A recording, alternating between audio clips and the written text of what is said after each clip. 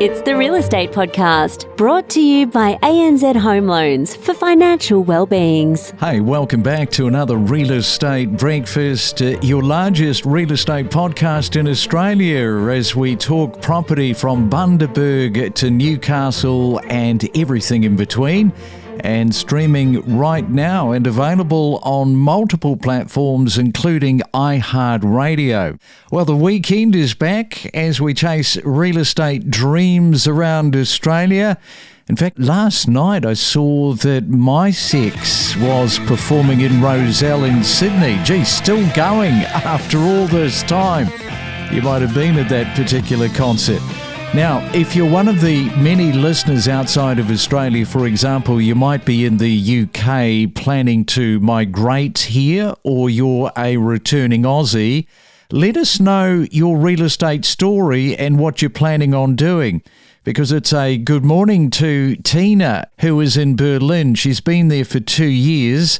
You're a returning Aussie back to Perth, you tell us, in a few months' time. You have been listening to us for the last 12 months, educating yourself on property, and this is going to be your first property you're buying in Perth, and you've got enough to buy a house. And you say the exchange rate does help make that possible. So thank you for that, Tina. And a reminder, if you'd like to send us an email with your property journey, you can do that to myrealestatepodcast@gmail.com. And just in terms of context, as a bit of a guide for what other countries are listening to the Real Estate Breakfast, here's a bunch of them. We've got people in the United States, the UK, New Zealand, the UAE, Germany, Canada, Singapore, Hungary, Sweden, Japan, Cambodia, Netherlands, Uganda, Philippines, Iran, South Africa, Ukraine. Just keep on hanging in there, Ukraine. Everybody admires what's happening there with your fight. France, Indonesia, and also Poland and a bunch of others, as we welcome into the Real Estate Breakfast Paul ORiordan.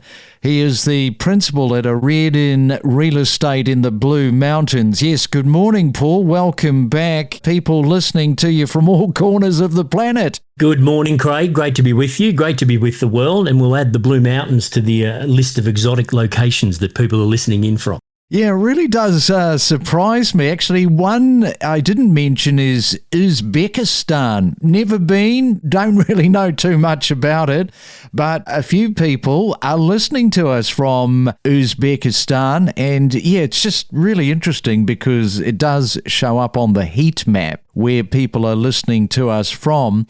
But in that number one position is actually America. There you go. Hello, America. Yes, good morning, America. Now, while the spotlight has largely been on housing affordability and first home buyer incentives, one group does remain unrepresented in the conversation that we're going to talk about, and that is older Australians. And with an ageing population, many seniors are living in oversized family homes that no longer match their lifestyle or needs. And downsizing could offer them comfort, lower maintenance, and a financial buffer. So, Paul, why is downsizing among older Australians such an issue that deserves more attention from governments and policymakers alike? Look, there's a lot of talk, as you said, around the housing shortage, and we're not even close to building enough homes that meet the demand. So it's starting to sound a little bit like a broken record. Perhaps the homes are already here, they're just not readily available. So according to the data from the 2021 census, there are 473,000 individuals over the age of 65 living alone in New South Wales. Of these, roughly 60% are living in private households rather than in aged care, public or community housing. So this data suggests that around 280,000 homes could potentially be freed up if older homeowners were given the opportunity and support to downsize. Gee, you know, that's a big number whichever way you look at it. So, okay, let's look at the most common concerns then older homeowners face when considering selling and moving into something more manageable. Yeah, look, the biggest hurdle by far for most homeowners is making the emotional decision to accept that their family home is no longer suitable and that a change is necessary. So once that decision is made, some of the other main concerns that pop up are location. This is very important. Staying close to their family and friends is a priority. The thought of relocating to a different area can feel like too much of a change. Housing availability. So finding a home that meets their needs and is age friendly can be very difficult. And this is very true of the Blue Mountains. We have a real shortage of age appropriate housing available up here. The process of physically moving can be daunting. The thought of sorting through, 30 or 40 years of belongings and packing it can feel overwhelming. And especially if they've got health or mobility issues, that can really put pressure on. But by far the biggest concern people I speak with have after they've made the decision to actually move is how to financially make it happen. In most cases, the current property will finance the purchase of the new one. So having a bridging finance in place is a crucial element, which allows them time to find and secure the new property without the need to sell first and risk being homeless or having to move in a temporary accommodation if the right property isn't available at the right time. Yeah, it's a big issue. We'll have a look at any existing government programs in just a moment. But, one of the key things is that they lose that independence for what they're used to. It's their space that they've been used to for, as you say, in some cases up to 40 years. Nobody really likes to sort of change their environment when they get older, and that sort of just stops them. I know many people that just can't get out of that big house that they're living in, which causes this problem, of course, to free up the larger homes. Yeah, absolutely. Couldn't agree more. All right, well, let's have a look and see if there is any existing government programs or incentives aimed at encouraging seniors to downsize. Yeah, look, there are, and as you're going to hear, they're not enough, and I don't think they go far enough to truly encourage downsizing among older Australians. So the Downsizer Super Contribution Scheme, which is a mouthful, introduced in 2018, this scheme allows homeowners aged 55 and over to contribute up to $300,000 from the sale of the home into their superannuation fund without affecting the usual contribution caps. However, this only benefits those who have sufficient equity in their property to do so. And the other is the asset test exemption for pensioners, which is introduced in 2023. And this exemption allows pensioners to retain their pension entitlements for up to 24 months instead of the 12 months it was previously after selling their home, giving them the time to purchase a new property without impacting the benefits. But these are the only current programs available in New South Wales. Yeah, the problem is, of course, they're large homes, and you've got these younger buyers that are set to create their own families. They need these larger homes. So if we kind of look at it from those two different angles, what new incentives do you think could help free up family-sized homes for the younger buyers and at the same time support seniors through the transition that they just find so very, very difficult to make? Craig, the process needs to be cheaper and more streamlined. As we know, the sale and purchase of a home involves many moving parts, so introducing a stamp duty exemption would significantly reduce costs for older Australians, making it easier for them to navigate the transition and would help in securing bridging finance. And currently there aren't enough bridging finance options available for older Australians. And I didn't know this till I had a recent sale, particularly for those who are retired and no longer have a regular income.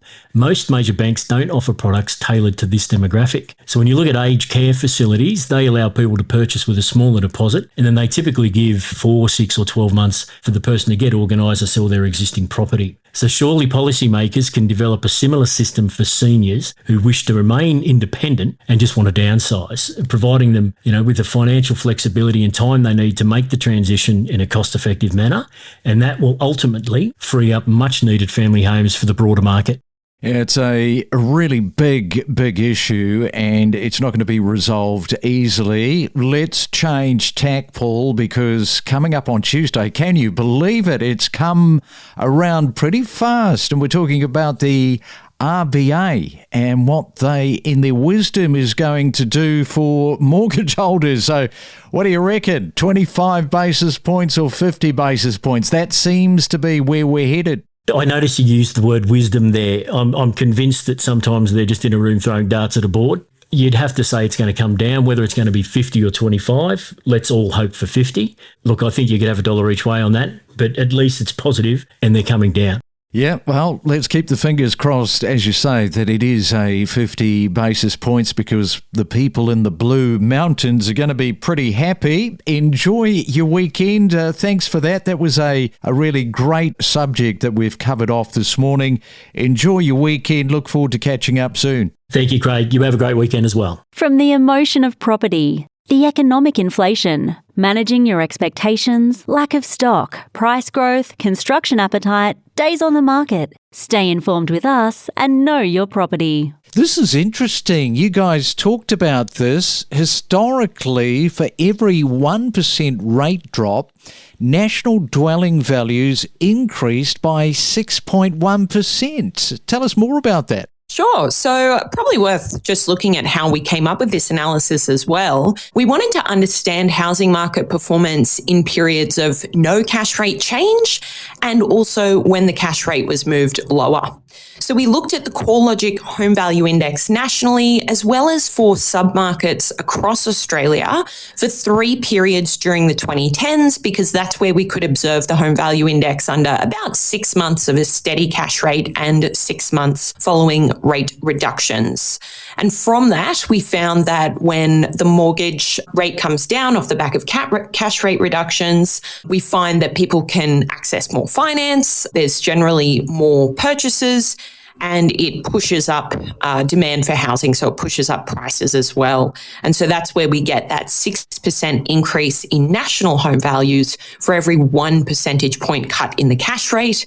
Of course, in reality, the RBA doesn't cut the cash rate by 1% at a time. It's more likely to be 15 or 25 basis points when they do eventually make the first move. Explore new property destinations where you could live with exclusive interviews covering real estate news and market insights. So let's then go to February the 19th of 2024 and catch up with Rich Harvey in Sydney. What do you do with all that information? A lot of people throw up their hands and go, oh, it's all just too hard, I'll just keep renting. And we're seeing a lot of trends of people moving interstate. Areas like the Gold Coast, Brisbane, Sunshine Coast is definitely seeing a significant uplift.